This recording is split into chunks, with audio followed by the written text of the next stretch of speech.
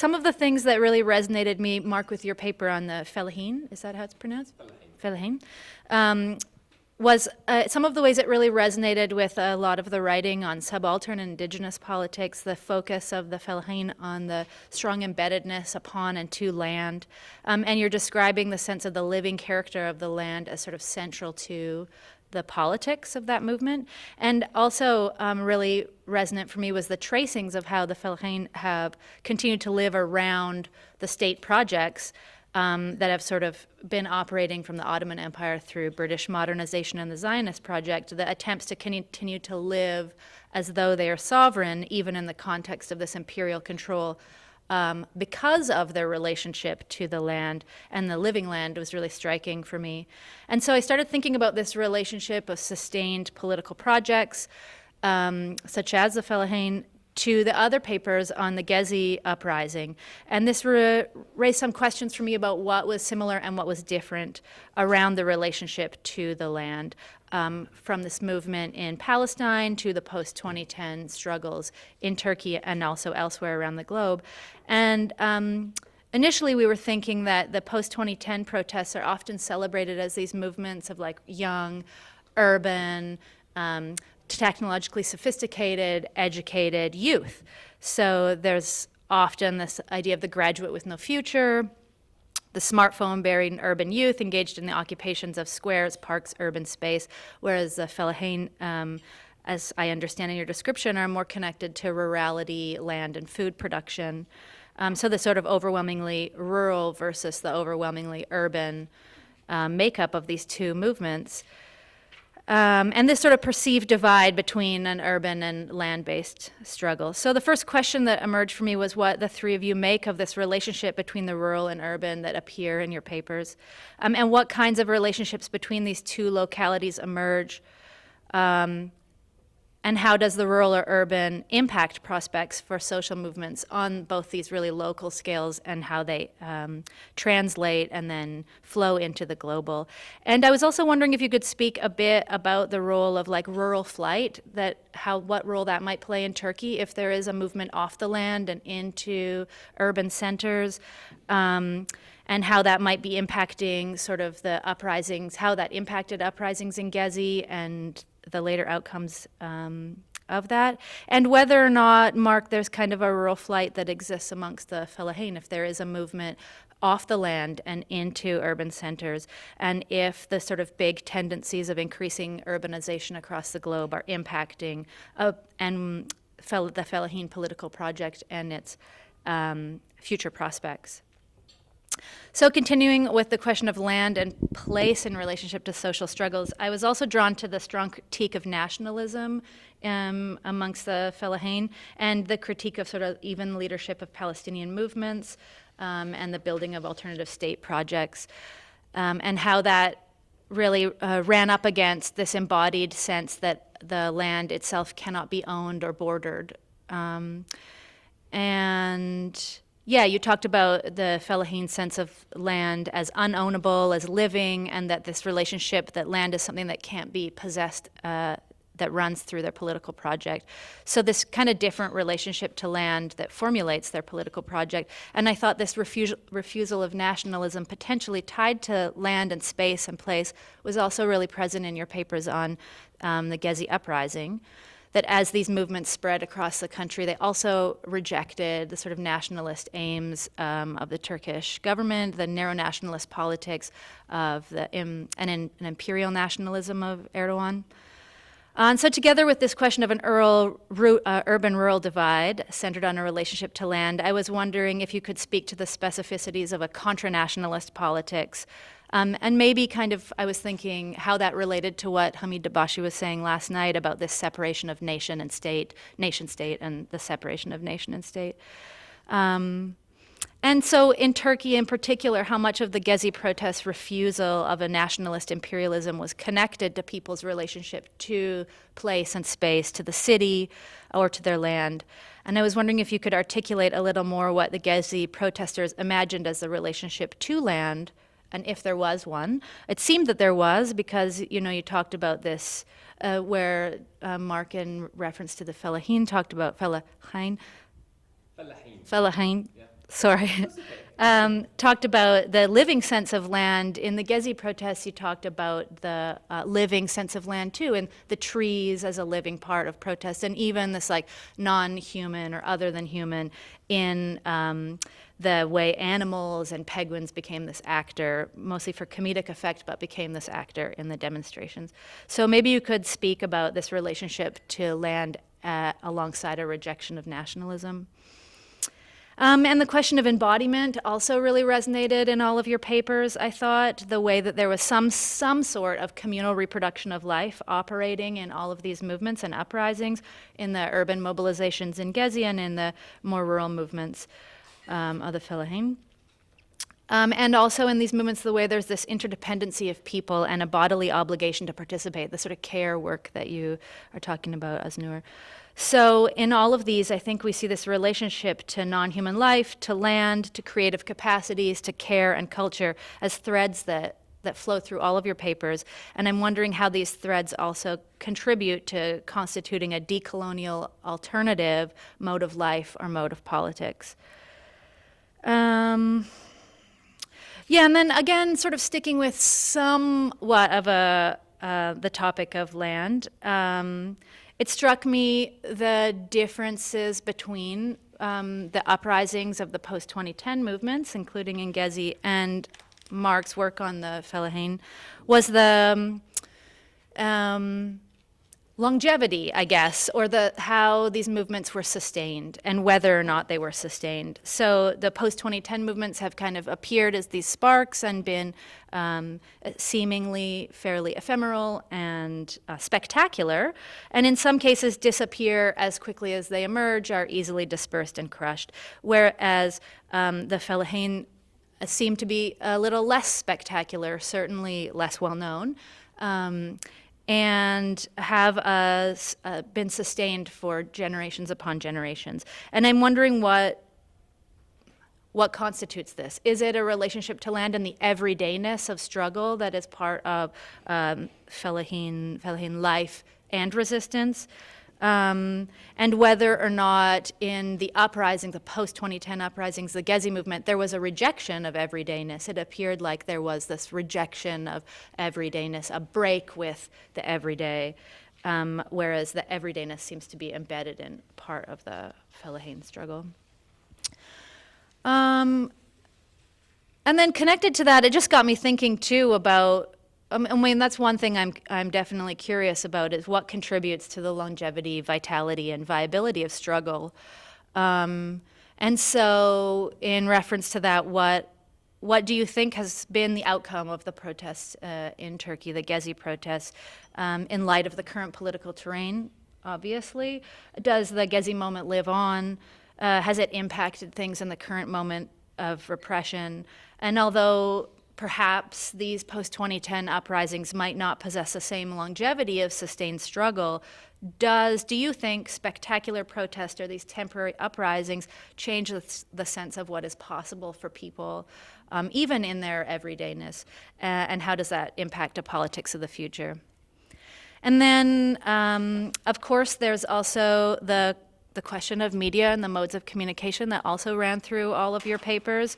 Again, even though the Fellahin was positioned as this more land-based and rural movement, their modes of protest in the present are very mediatized and media-savvy, and they're constructed to reach out across global space and to make connections with people and places beyond themselves in the tradition, of course, of other land-based and rural and sort of peripheral movements like the Zapatistas, which really brings out, I think, some of the finer points of this idea of a global assemblage and its relationship to others, to relations of exteriority, as Deleuze and Guattari talk about it.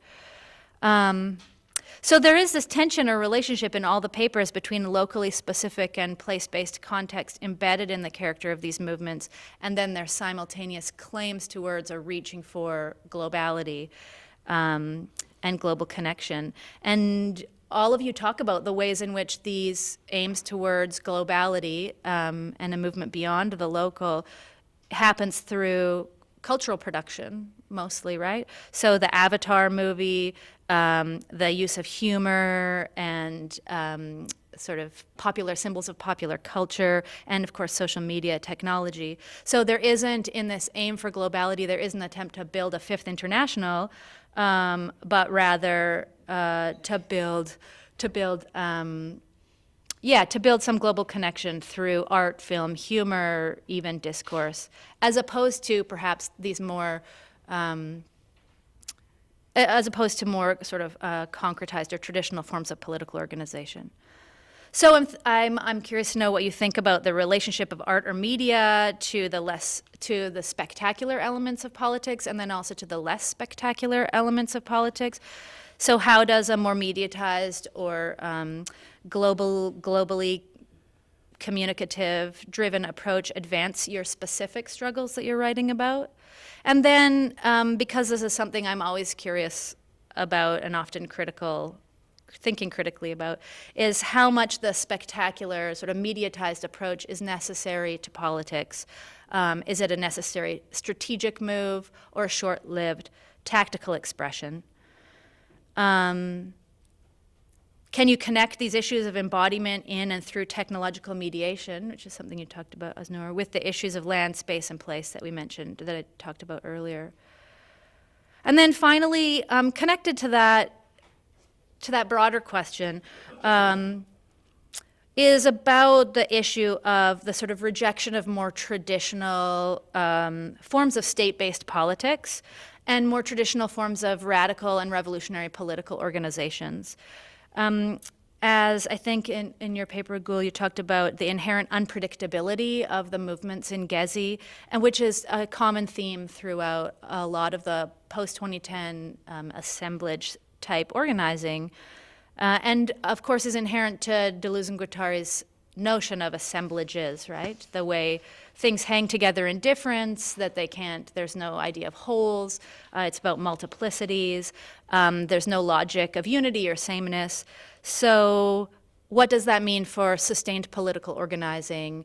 Does it point to a refusal of more traditional political concepts of struggle and of resistance and of revolution?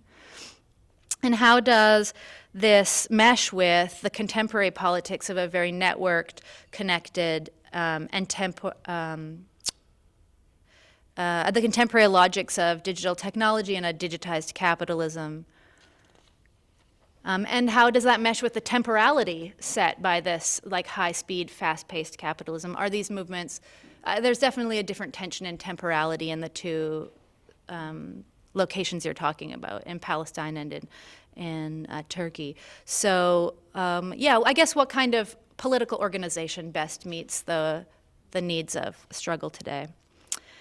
I had a couple more things here. Yeah, one of the other things I was thinking about, and I haven't really put this into clearly coherent question yet, but having looked a lot at Deleuze and Guattari's work and considered the idea of assemblage for quite some time, one of the things that really strikes me as important and powerful about it for politics is this idea of it being, as Manuel de Landa says, a wide variety of wholes constructed from heterogeneous parts, and the way it describes how multiplicities can exist within larger entities without succumbing to this logic of unity or sameness. And Deleuze says that assemblages are a collection of co-functioning heterogeneous parts that form provisional wholes that remain forever open and never form a totality. And this is interesting, I think, because it does seem to describe something that's happening in current political manifestations and uprisings. But I also see this massive difference here in what's happening with the Fellahin in comparison to Gezi. And primarily I see this question emerging of what it is that holds heterogeneous parts together, and what it is that if they're held together or not, how that contributes to the sort of longevity and viability of politics that will allow us, for lack of a better word, to win. So, you know, what is it that holds post-2010 movements together, the Gezi struggle together? There was this rejection of nationalism in Turkey, and also this rejection of, you know, we are all united as Turkish people because of the role the Kurds played in struggle and other identities, cultural identities. Whereas it seems like the Fellahin share this sense of cultural identity, cultural memory, history, and location on the land. So I guess what would it mean, I think, or what do we need to think about enacting long-term, sustainable, viable political projects that incorporate this difference, but that are neither populist nor short-lived? I guess that's my question, and how you would put the two kind of differing politics operating in your papers together. When I first moved to Canada and would be exposed to activism and protests here, I'm not going to lie, I'm just going to put my biases, as I mentioned to Margot earlier, my biases out in the open. I didn't think much of them.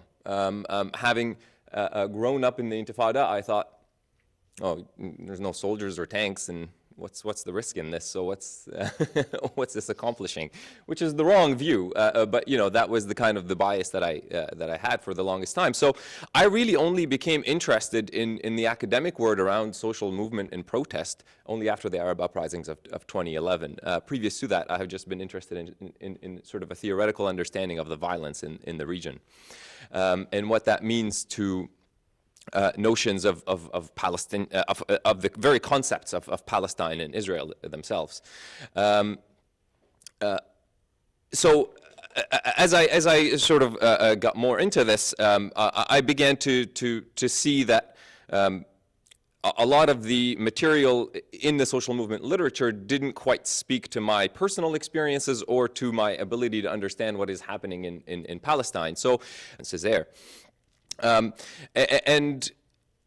in a sense, I see assemblage and the way that I'm trying to use it in this paper as a way that allows me to speak of this enormous history of Palestinian resistance. But to try to speak about it in a kind of a more open way that doesn't tie me to restrict definitions of what a social movement ought to look like and what you know, political system it ought to emerge in, or any of those kinds of rules, I guess. So, in general, I'm trying to capture how, if you view Fellahin resistance as an assemblage, how that in itself becomes a kind of that matter movement or matter flow that Deleuze and Guattari talk about. Out of which certain discontinuities to the matter movement or matter flow emerge. So, in a sense, how I understand this notion of matter movement or matter flow is this kind of Benjaminian mysterious side of the mysterious point of view, where it is a kind of something that can't actually be ever known or seen directly, but you kind of know it by the discontinuities that emerge out of that flow. And I'm just trying to pick out a couple of spots along this long history where I see certain important modes of decolonial resistance happening. And trying to understand how, you know, when I see, for example, the resistance of the villagers in Belayne, it just speaks to me of this longer history of how the Fellahin understood resistance, which is very different than what, you know, PA, the Palestinian Authority, is just too easy to pick on as something that is very different from what the Fellahin, how the Fellahin understand resistance, but even very different from urban-based resistors who have good views and solid methods of resistance. But there is something different about the Fellahin. You know, and it's not an abstract concept for me. These are people that I grew up with. You know, I have specific people's faces when I think about, you know, these modes of resistance of people who, and this is touching on some other themes, you know, the sustainability and the viability and longevity. And it's people who don't even think about those questions because they don't apply. They don't resist because they have a plan that they're following. They resist because they have to. There's no other thing to do but to resist. You don't have to think about longevity. Longevity is guaranteed by the occupation. As long as the occupation stays, the resistance keeps going. It's It's not going to be a matter of how, but there are other important questions within that we can touch on. What drew me to this particular Gezi Park event is after Arab Spring, was the very ephemerality of those moments. But are they really ephemeral? Like, that's what I wanted to understand. Just personal anecdote to that. When Gezi Park events were happening, I was in Toronto and packing to move to Fredericton because I got the job that summer. And then I was like glued to internet and, all the news and social media, trying to understand what's going on. And what struck me was the humor and the symbols, how they are mobilizing people. But I was also aware that even though it seemed like this celebratory urban ephemeral-looking movement was shared through internet, through social media, it was very substantial. It was happening on the ground, in the everyday, on the streets, at the squares. It was happening in everyday lives of people. So I had the chance to understand this sustainability of it. Like, was it really ephemeral? What sustained, and it's almost like articulation of this resistance in these halls, but when it is over, what remains? Is it still the hall as big as it was before, or is it narrower? So my interviews mostly were the long-time activists who were participated in the resistance movement as well. So their stories of activism, their Gezis, I want to understand, and what has changed for them and for their movements, for their understanding of this very urban, unexpected resistance that has happened all through Turkey. So that's, and also what is the premise, what's the future, And to my surprise, there were dozens of books already published the next summer, like within the 2 months after the, like there is that inflation of publications, but not much really, not to devalue them, because I think if nothing else, they at least archived what has happened, right? So it was capturing what has happened. So, but all the talks I had with the host of activists, they said, we need time to think about this, what has just happened, and how it will impact us, our movement, our future, where we are going with this. And we are very aware that it was, spectacular. But we were here before, and we were here during, and we will be here after, and how it's impacted us. So that was one of the main questions that I will be writing about when I come back to these interviews.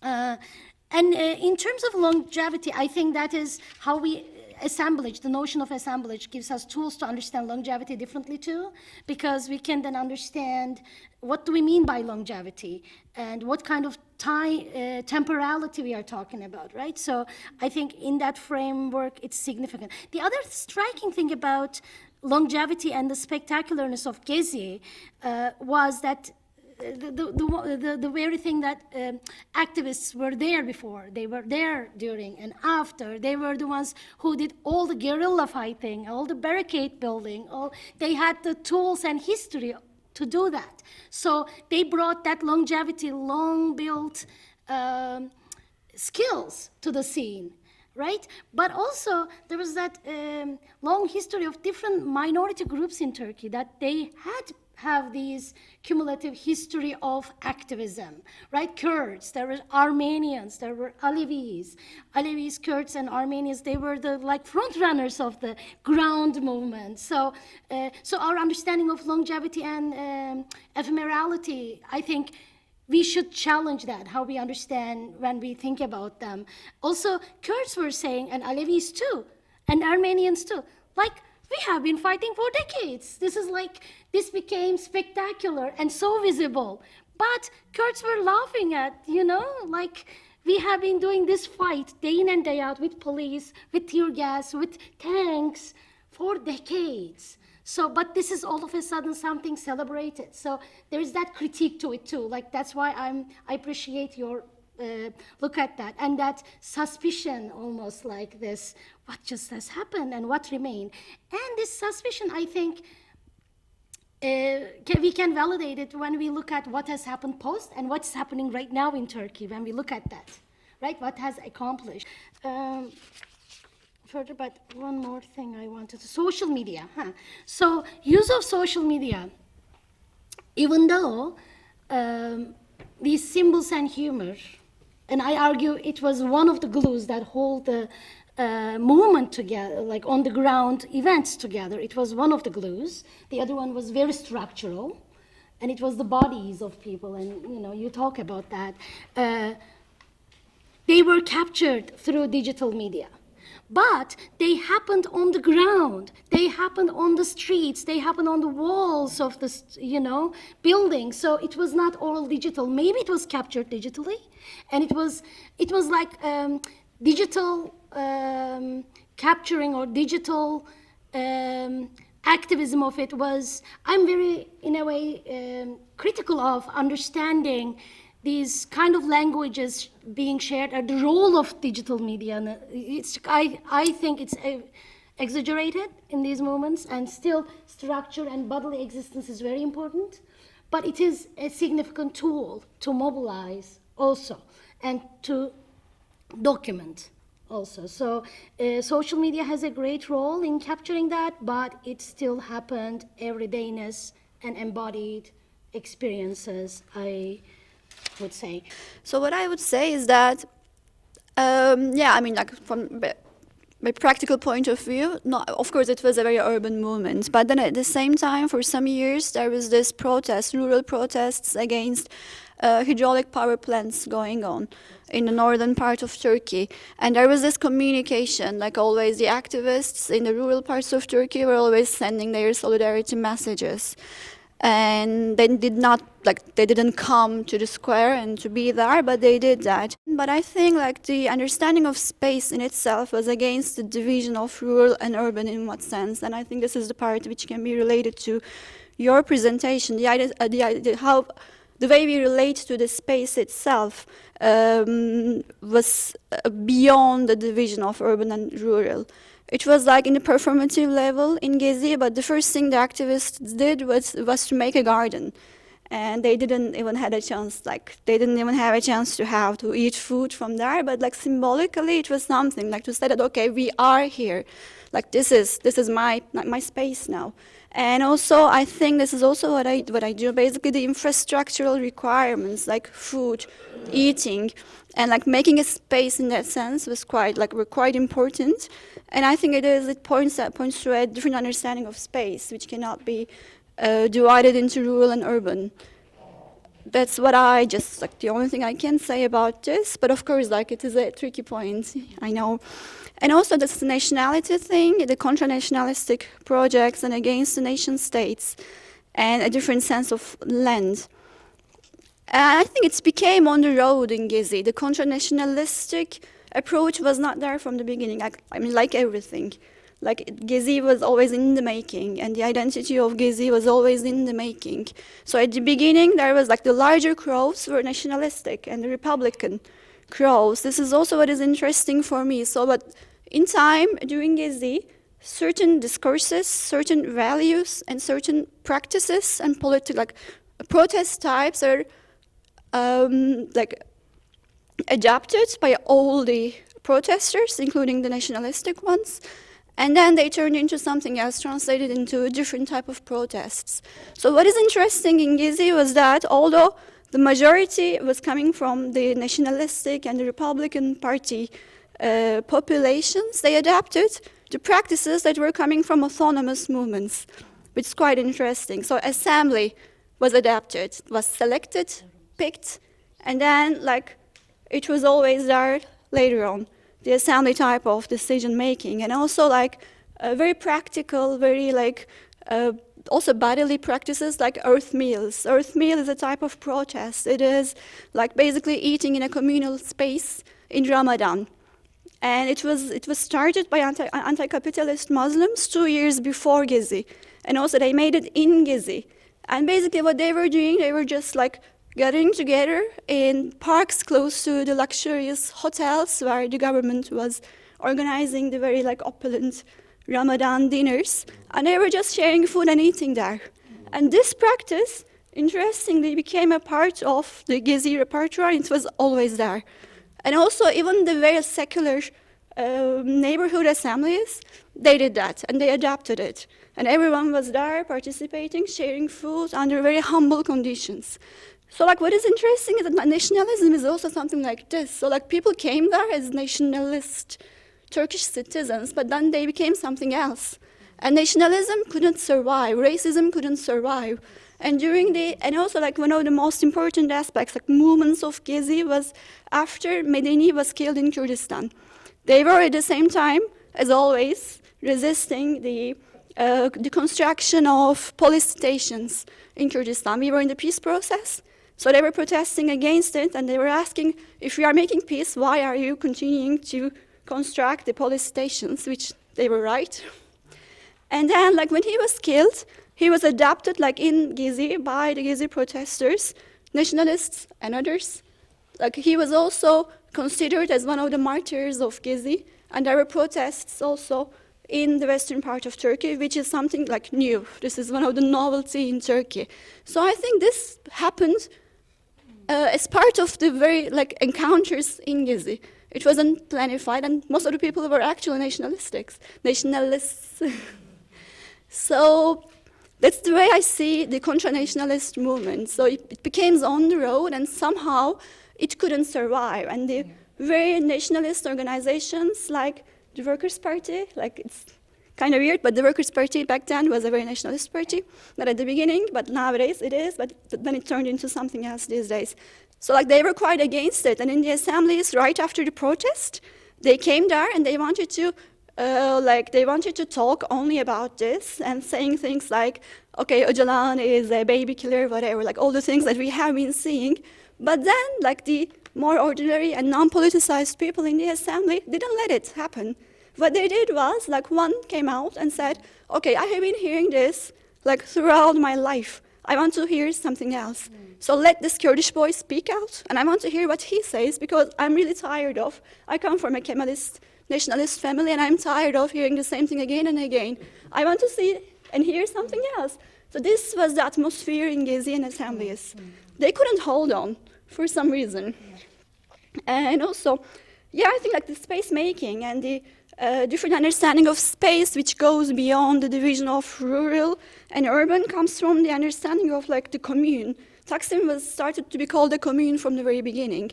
And people were always saying, I'm also analyzing the assembly notes, and most of the time people refer to it as the life space. And also the Taksim Solidarity, which was more or less the loose organizational entity of Gezi Park, they also refer to it as the defense of a life space. So there was this understanding of a life space that was supposed to be defended against the plunder of the gentrification projects of the government. And this is this communal way of life and interdependency coming from it. They were always saying, and also this is like one of the tracks that I'm trying to analyze, they kept saying, okay, like we understood that we all needed one another. Okay, so we don't like them, I know, but we need them. So we are strong here because we have them at the same time. So like the understanding of, okay, we need each other and we have to be, and also like you are under the conditions of like very bodily vulnerability. So you can be hurt, you can be hit by a plastic can and everything, and it happens all the time. So you are also very physically dependent on the others. And like the Gezi atmosphere was always like there is this carnival-like life going on in Gezi, but clashes with the police all around. So like there was this groups of people going to the clash, like the fronts, and coming back injured, and the doctors, volunteer doctors, helping them all at the same time. So it was also a kind of like a situation that called for interdependency, because, and also you have no means, no regular and ordinary means to help each other. So we had to create our own means to take care of one another. And the sustainability question is also like, it comes out all the time. And I think like also, like as you said, like behind this, so why the practices of autonomous left was adapted. And why assemblies, so why earth mills, why not the nationalist ways of protest types. So I think this comes from a certain tradition that found the means to express itself. For instance, the anarchists, that's what they say. They say, okay, this is our way of making things, and people saw that it works for some reason under the practical conditions. And I think it's also like a different understanding of time and temporality. I'm also analyzing like the heritage of Gezi, what the activists themselves think about their past. And it goes to, like for Muslims, it goes to the Medina contract. Yeah. And for others, like more leftist people, it goes to Paris Commune. So in one way or another, Paris Commune was there. Medina contract was there. Also like, and so I see that also assemblage theory is a good way to think about such type of temporality, like poor past as the rituality. So I think that's also a way to understand the novelty and the surprise of the movement. So like they were always active, both in the imaginary of the people, and also the Gezi Park itself comes from this imaginary. When I read your paper, I was thinking about this, like Turkey is also a state which was based on like huge, like depopulation of huge communities, Armenians, like based on genocide and blood. So it was also like a territory that was emptied out, like it was made into a place in that sense, in your words. So I was thinking about this, for instance, for Armenians in Gezi, when they participated in that, there's an organization called Norzartung. They want self-sufficiency and autonomy in Turkey, and it's a response to the Kurdish movement's demand of autonomy. So they are like always in solidarity with the Kurdish movement, and they want autonomy. What was interesting is that what they were saying, Gezi Park was before a cemetery, Armenian cemetery, and established, and Gezi Park was one of the symbols of the new Republican Turkey. And then, like, it's very interesting. And it was based on the, like, erasal of the Armenian past. And they couldn't do that, but they are trying to do that still. And nowadays, and afterwards, nowadays, the neo-Ottoman project of Erdogan was to go back to the older imaginary, like, also erase the Kemalist imaginary of represented by Gezi Park. What was interesting is that the Armenians from North Zartung, what they were saying is that, okay, you took it away from us once, but we will not let it happen again. So like the old, like the poor past, like the virtual domain is always active there. And also I think like the sustainability, it goes on in some way or another. And I think it's also the relationship with the other movements. I mean, like we take certain, also assembly form, for instance, for us comes from Greece and also from Spain. Mostly Greece, because we are like very much close to Greece, and we have a certain memory of it. The activists who started the Park Watch were coming from the like anarchist and urban activist background. Like they knew about the European ways of like the European uprisings, Resistance uprising, and they had this memory and they introduced it to the park itself. So in one way or another, like 15M was there, like the Koti Park was there, and even like the Medina contract was there, and they lived there. And I think the sustainability was like in those movements, they created certain interstices, like in terms of also like strangers maybe. It's just a way, like I think like the difference between Fellahin movements and that Occupy movements was that they are more closer to the deterritorialization rank, although you have managed to re-territorialize and create a more like ongoing daily life there. Ours was just like a performance of it, and like a movement which was like a hit, which was closer to the territorialization. That was why like all the new encounters came together and happened. And I think yours was more close to maybe Kurdish movements and what's going on in the Kurdish region, in the rural parts and also in the urban setting. So I mean, if we see this place specificity and globality like this, what I see is that like certain practices are translated. It is not the same. The assemblies in Turkey are not the same. No one can imagine an earth meal happening in Europe because it's something quite Turkish, which comes from like Ramadan and everything.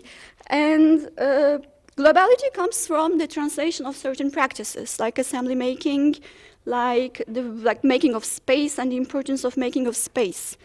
And the emphasis on social media is like, of course, it is like, it's just fancy, I think. It's just popular to think about like all hashtags and all Twitter. But what I do, for instance, is just to see the problematic at hand. So why people use them?